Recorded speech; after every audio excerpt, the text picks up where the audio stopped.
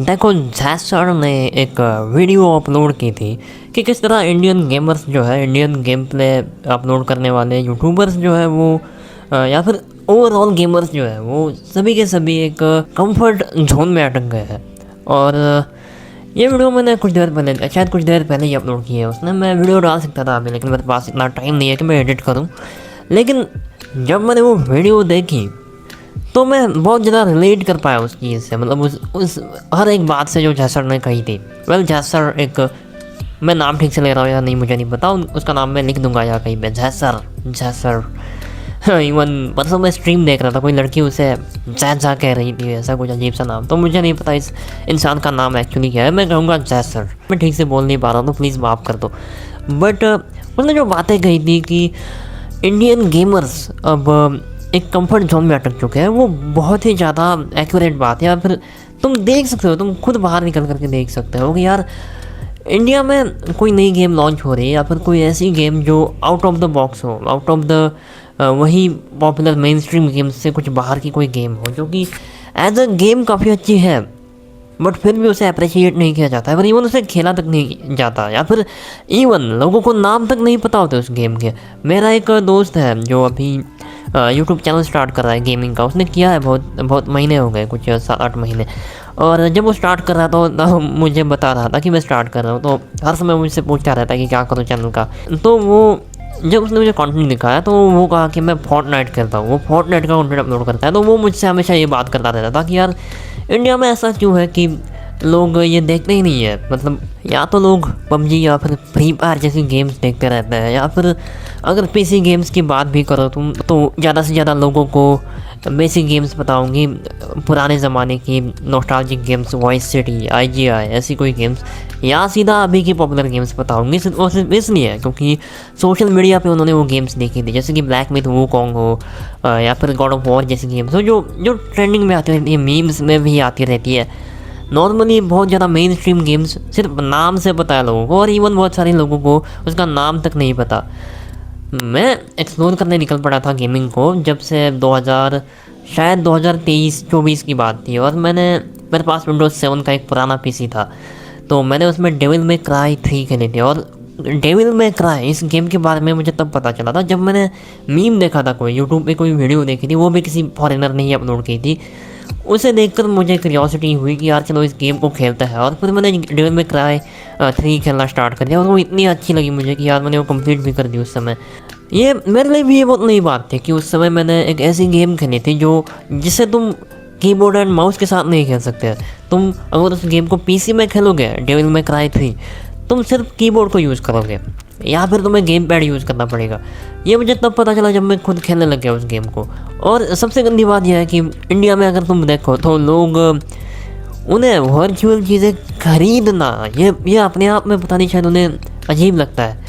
जब भी मैं कहता हूँ लोगों की यार तुम कोई शो देखना हो, कोई मूवी देखनी हो, उन्हें कहता हूँ कि इसे लीगली कंज्यूम करो, मतलब इसे OTTs के थ्रू देखो, वो कहते हैं कि पागल थोड़ी है, एक मूवी देखने के लिए पैसे थोड़ी देते हैं, हम लोग पायरेट कर लेंगे। मतलब वो ऐसे उनकी ये टेंडेंसी होती है कि वो फ्री में कंज्यूम कर ले वर्चुअल चीज़ों को। ये जो चीज़ एग्जिस्ट ही नहीं करती उसके लिए, मतलब जो फिजिकल चीज़ नहीं है, जो लिटरली तुम्हारे डिवाइस में होंगी, इन चीज़ों के लिए इंडियंस अभी पैसे नहीं देते। ये तब से थोड़ा सा स्टार्ट हो गया जब से इन गेम आइटम्स आने लग गए।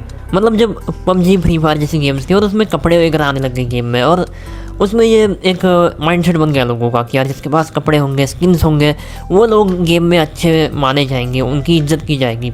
सिर्फ और सिर्फ इस सोशल स्टेटस के बहकावे की वजह से कुछ लोगों ने गेम में खर्चे किए कपड़े खरीदने के लिए, बंदूक स्किन खरीदने के लिए।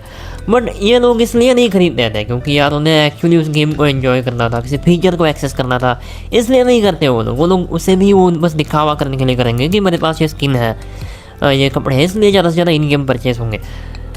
कोई गेम उसका एक्सपीरियंस लेना है, उस गेम को खेल के जानना है, उसे एज अ स्टोरी लाइन उसे एक्सप्लोर करना है, उसे समझना है, इसलिए कोई नहीं खेलता इंडिया में गेम। बहुत कम लोग हैं, मुझे खुद ज़्यादा से ज़्यादा 1 से 2 लोग बताऊंगे इस तरह के जो इस तरह गेम खेलते हैं। वो बताते हैं, मुझसे डिस्कस करते हैं कि यार इस गेम को मैंने खेला, ये स्टोरी लाइन ऐसी है, या फिर वो एक्चुअली डीपली इन्वॉल्व होते हैं गेमिंग में। नॉर्मली लोग या तो एंटरटेनमेंट के लिए खेलते हैं या फिर बस ट्रेंड के चलते हैं लोगों के साथ, दोस्तों के साथ मज़े करने के लिए खेलते हैं गेम्स।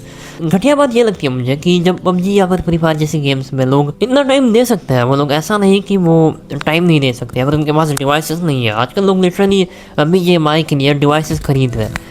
ऐसे ऐसे डिवाइस है आज लोगों के पास, मतलब स्नैपड्रैगन 8 सीरीज़ के फ़ोन छोटे छोटे बच्चों के पास आ रहे हैं अभी जो इतने कैपेबल हैं कि अगर उसमें तुम PPSSPP जैसा एमुलेटर डाल दो या फिर कोई और भी एमुलेटर डाल दो, उसमें गेम्स कैपेबल है, चलने लायक है। लेकिन फिर भी इंडियंस के पास ये नॉलेज नहीं है कि वो इस तरह जाने कि किस तरह प्ले स्टेशन और दूसरे प्लेटफॉर्म्स की गेम्स में फ़ोन में खेल सकता हूँ। मतलब बेसिकली मैं ये कह रहा हूँ कि डिवाइस लिमिटेशंस ये कारण नहीं है आज इंडिया में, या फिर फिज़िकल नीड्स जो होती है, रिक्वायरमेंट्स जो होती है फिज़िकल प्रोडक्ट्स की, उसकी कमी नहीं है आज कमी है लोगों के माइंडसेट की।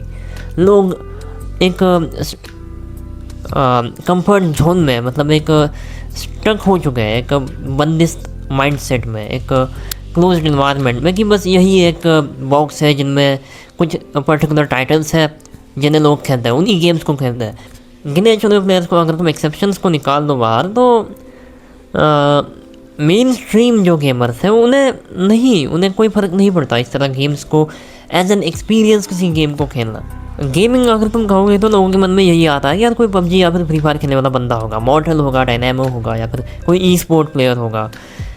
बट गेमिंग को एज एंटरटेनमेंट सोर्स, या फिर एज जैसे हम फिक्शन को देखते हैं, कॉमिक्स, मांगा, फिक्शन, इन्हें हम जैसे देखते हैं, गेमिंग को उस नज़र से इंडिया में नहीं देखा जाता, पता नहीं क्यों।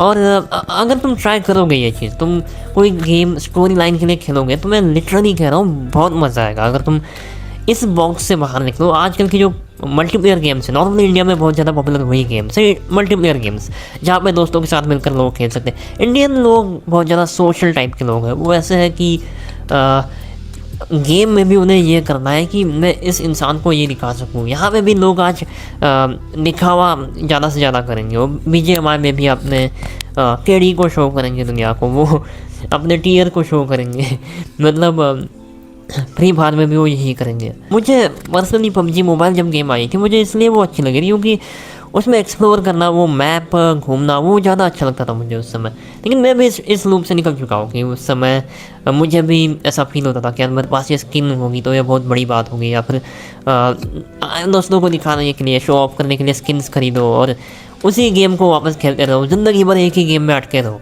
नए सीजन्स आते रहेंगे, तुम नई टीयर में जाओ, कोई नया इवेंट आ जाएगा, इवेंट के नाम पे कुछ अजीब सी चीज़ें डाल दी जाएगी गेम में, जो मुझे किसी एंगल से वो मज़ेदार नहीं लगती है। BGMI हो, फ्री फायर हो, उन मल्टीप्लेयर गेम्स में जो रोज़ इवेंट आते रहते हैं, मुझे उनमें से एक भी कुछ खास नहीं लगता। हाँ, कुछ होते हैं जेन्युइनली, लेकिन नहीं, उससे वो गेमिंग नहीं है, वो गेमिंग का बहुत छोटा हिस्सा है। अगर तुम एक्सप्लोर करना चाहते हो तो स्टोरी लाइन गेम्स में थोड़ा सा आ जाओ, या फिर ऐसी गेम्स में आ जाओ जो थोड़ी सी, इवन तुम रोल प्लेइंग गेम्स भी ट्राई कर सकते हो, या फिर स्ट्रैटेजिक गेम्स भी खेल सकते हो। तुम थोड़ा सा भी एक्सप्लोर करोगे गेम्स को तो तुम जान जाओगे कि इस कंफर्ट जोन से अगर तुम बाहर निकलोगे तो तुम गेमिंग की ऐसी दुनिया को एक्सप्लोर कर पाओगे जिस बारे में जैसे यूट्यूबर्स बताते रहते हैं। वो कोशिश करते रहते हैं कि ज़्यादातर इंडियंस भी एक्सपीरियंस ले इस बात का, और बहुत कम लोग हैं जो इस बारे में जानते हैं। और मैं चाहता हूँ कि ज़्यादा लोग जानें, क्योंकि इंडिया में गेमिंग की एक्चुअल ग्रोथ नहीं हो रही। बहुत ही पर्टिकुलर टाइप के गेम्स हैं जो इंडिया में ग्रो हो रहे हैं, और सिर्फ दिखावे की गेमिंग है। क्योंकि मैंने कहा था कि लोगों के पास डिवाइसेस नहीं है, ये कुछ लोग कारण देते रहते हैं कि मेरे पास PC नहीं है, मेरे पास प्ले स्टेशन नहीं है, जबकि इतनी घटिया बात है। तुम थोड़े से पुराने टाइटल्स अगर खेलोगे तो तुम्हारे फ़ोन में भी वो चल जाएंगे। और मुझे नहीं लगता कि यार किसी के पास लैपटॉप भी नहीं होगा। आजकल के लैपटॉप्स भी इतने कैपेबल है कि वो बेसिक ग्राफिक्स में तुम्हें खेल कर दे तुम्हें चला कर दे गेम्स, वो इतने कैपेबल है। तो डिवाइस की कोई कमी नहीं है, कमी है तो वो सिर्फ लोगों के माइंडसेट की है। लोगों के पास ये माइंडसेट नहीं है कि वो कुछ नया ट्राई करे, कुछ नया एक्सप्लोर करे, या फिर कुछ अलग टाइप की गेम खेल कर देखे। तुम ट्राई करके देख सकते हो अलग टाइप की गेम्स। और अगर तुम इस बारे में कुछ जानते हो, तुम्हें पता हो कि यार स्टोरी लाइन गेम्स एक्चुअली क्या होती है, तुमने बहुत ज़्यादा अगर गेम्स खेली हो स्टोरी लाइन गेम्स, या फिर ऐसी गेम्स जो इंडिया में मेन स्ट्रीम नहीं है, तो तुम्हारा एक्सपीरियंस शेयर करो। और इस टॉपिक के बारे में तुम क्या सोचते हो, यह भी कमेंट करोगे। That's it for the video.